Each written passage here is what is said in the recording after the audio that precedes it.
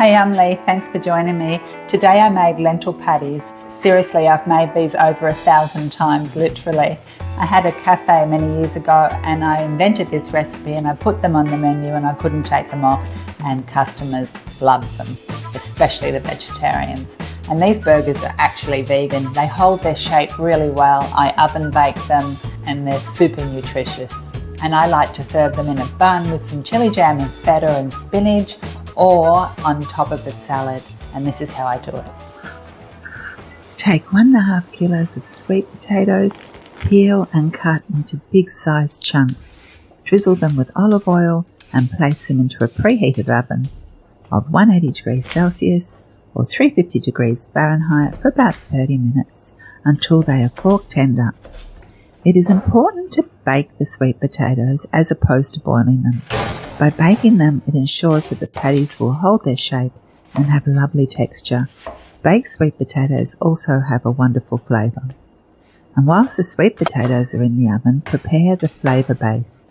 Take 2 medium-sized onions, peel, cut in half, and then slice thinly into half-moon slices. You'll need 4 big cloves of garlic and mince that finely, and that's all the chopping. Place a heavy base saucepan on the stove.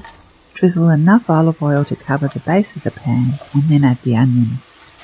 I've cooked a lot of vegetarian food over the years and I find that it's really important to get as much flavour as you can from the get-go. So cook the onions over a medium-low heat for about 20 minutes, stirring often, until they're caramelised and have broken right down.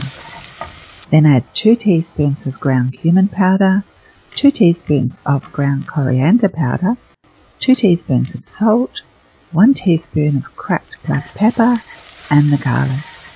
Bloom the spices and garlic for only 60 seconds, then turn off the heat and let this mixture cool down.